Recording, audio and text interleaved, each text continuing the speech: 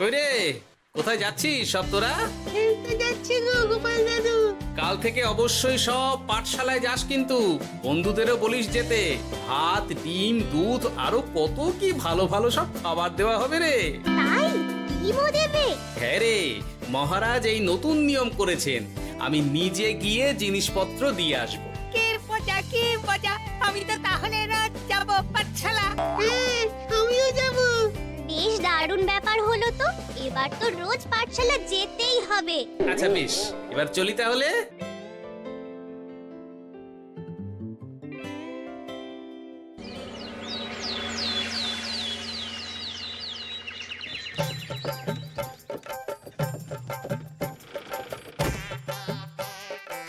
এই নাও গো ঠাকুর, সব জিনিস নিয়ে চলে এসেছি। একবার মিলিয়ে নাও দেখি। ঠিক আছে গোপাল দাদা, এখনই সব দেখে নিচ্ছি।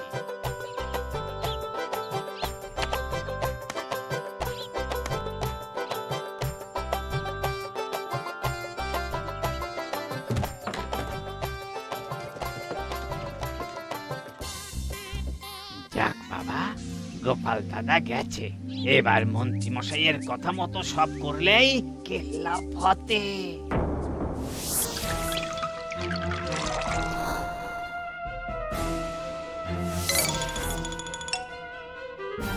কই গো ঠাকুর? এই তো হুকুম, আপনার কথা মতো সব কাজ হয়ে গেছে। ওই দেখুন, ওখানে জিনিসগুলো রাখা আছে, আপনি নিয়ে যেতে পারেন।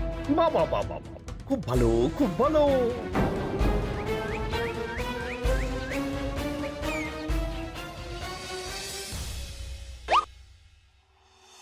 ও কি, অর্ধেক ডিম দিলে যে? বাকিটা কোথায়? কিসের বাকি? ডিমটা অমনি দেখতে। বললেই হলো। ডিম কখনো অর্ধেক হয়?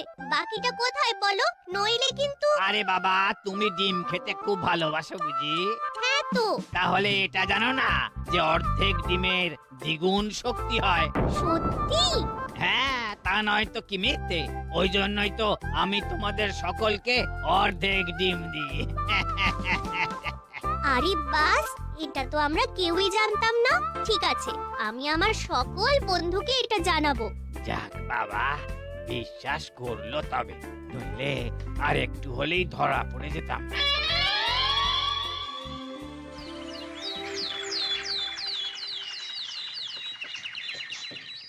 আরে, রান্নার ঠাকুর কারোর সাথে কথা বলছে মনে হচ্ছে।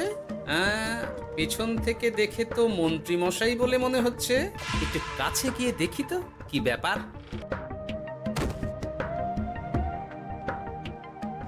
আরে গোপাল দাদা যে, তোমার কথাই ভাবছিলাম, আর দেখো তুমি চলে এলে।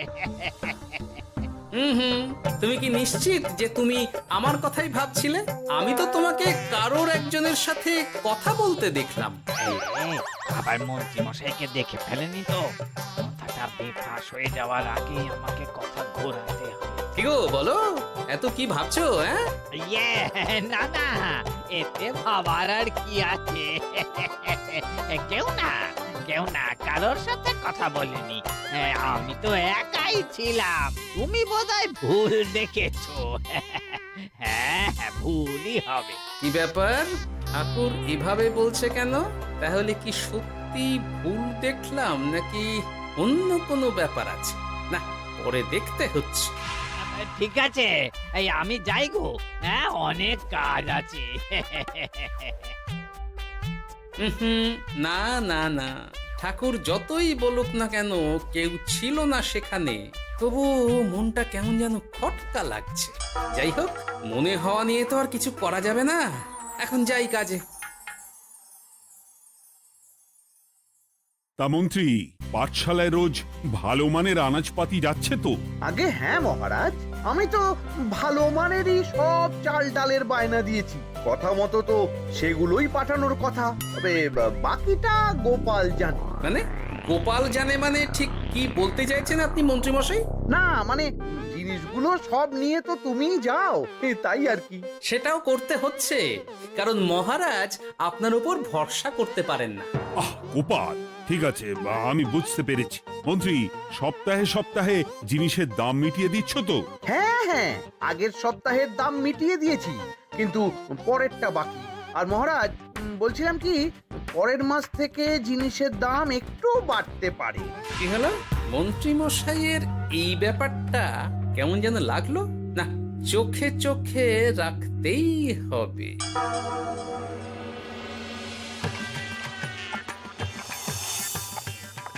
কিরে বুটি, তুই অর্ধেক ডিম খেয়ে বাকি অতটা রেখে দিলি কেন?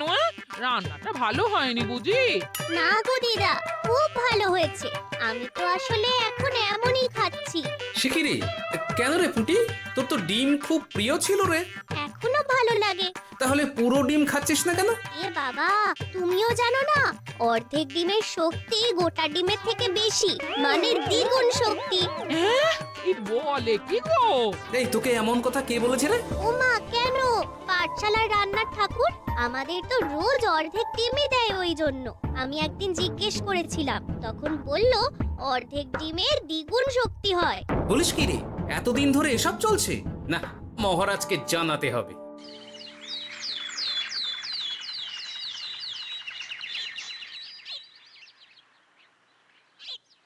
আরে গোপাল এত সকাল সকাল রাজবাড়ির দিকে যাচ্ছে কেন?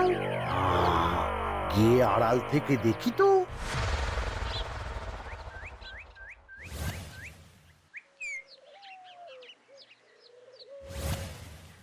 বলো গোপাল, কি হয়েছে? হঠাৎ কেন এভাবে একা দেখা করার কথা বললি? আসলে মহারাজ, আমি চাই না এই ব্যাপারটা মন্ত্রী মশাই জানুক, তাই একান্তে আপনার সাথে কথা বলতে চাই। কেন, কি হয়েছে সব খুলে বলো। তাহলে শুনুন মহারাজ।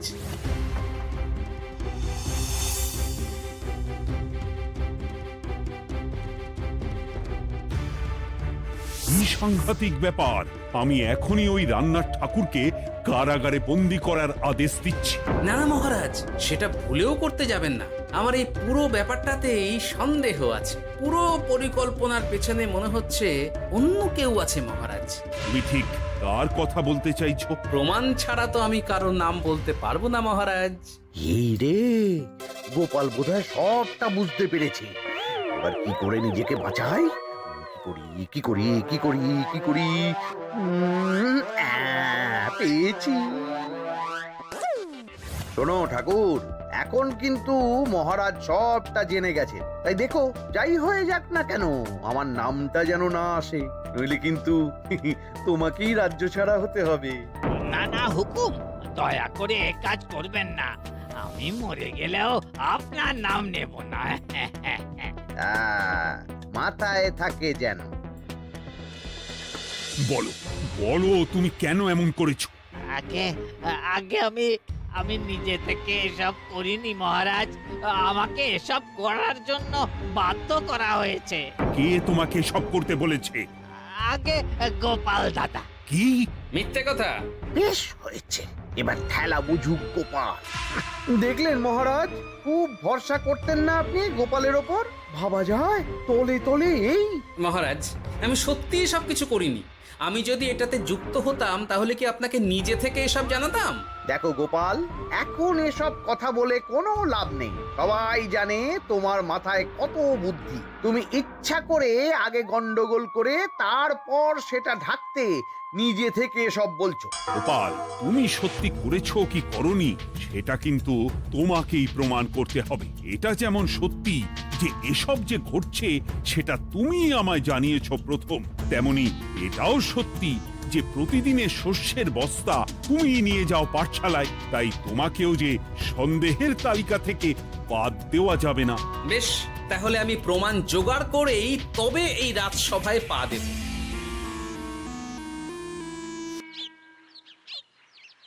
আজকের পরে আমি আরো নিশ্চিত যে এসবের পিছনে মন্ত্রীমশাই যুক্ত আছে।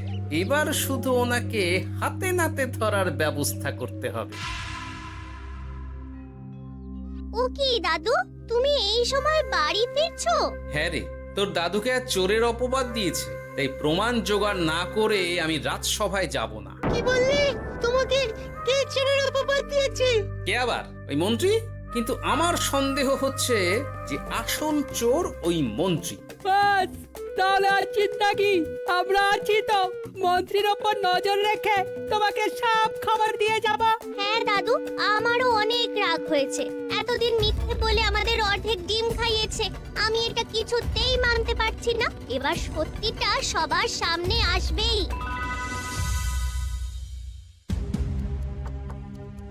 নাও নাও, আজকে চাল ডাল সব এই বস্তাতে আছে। এই নিন আজকের মূল্য। দেখো, অর্থটা কিন্তু বড় কথা নয়। তোমার যে রোজ বিক্রি বাট্টা বেড়ে গেছে, আর তার জন্যই তোমার তো আমাকে মিষ্টি খাওয়ানো উচিত। একদম, আমি কালই আপনাকে মিষ্টি খাওয়াবো, একদম পাকা কথা। তাহলে আজ চলি, কাল দেখা হবে। দেখলি মন্ত্রী মশাই কি বদমাইশ। চল এখনই গিয়ে গোপাল দাদুকে সব বলি।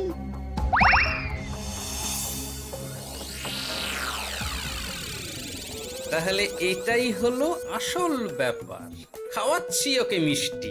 হ্যাঁ গোপাল দাদু, একেবারে আচ্ছা করে দাওয়াই দিও। আচ্ছা শোন, আমার মাথায় একটা বুদ্ধি এসেছে বুঝলি। কাল তোরা ওই পাশের গ্রামের দোকানদারকে কিছু একটা করে আটকে রাখবি, আর আমি সেই সুযোগে মন্ত্রীর সাথে দেখা করব। আচ্ছা, তুমি কোনো চিন্তা করো না। ঠিক আছে, তোরা এখন যা, আমিও একবার মহারাজের সাথে দেখা করে আসি।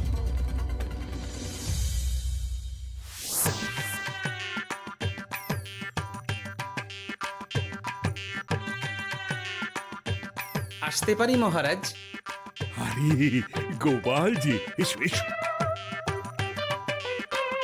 মহারাজ, কথা মতো আমি প্রমাণ জোগাড় করে ফেলেছি, কিন্তু সেটা দেখার জন্য আপনাকে কাল আমার সাথে একটা জায়গায় যেতে হবে। বেশ, আমি যাব।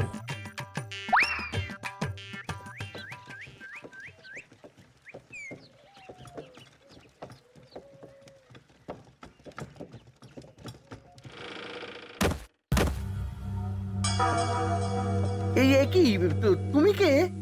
আগে আমি মালিকের খুব বিশ্বস্ত কর্মচারী। আজ সকালে মালিক একটা অন্য কাজে ব্যস্ত হয়ে পড়েছে, তাই আমাকে পাঠালো। কিন্তু কথা মতো আপনার জন্য মিষ্টি পাঠিয়েছে। এই তাই নাকি? দাও দাও দাও দাও, শুনেছি তোমাদের গ্রামের মিষ্টিও নাকি খুব ভালো। হ্যাঁ, ওই আর কি। নিন।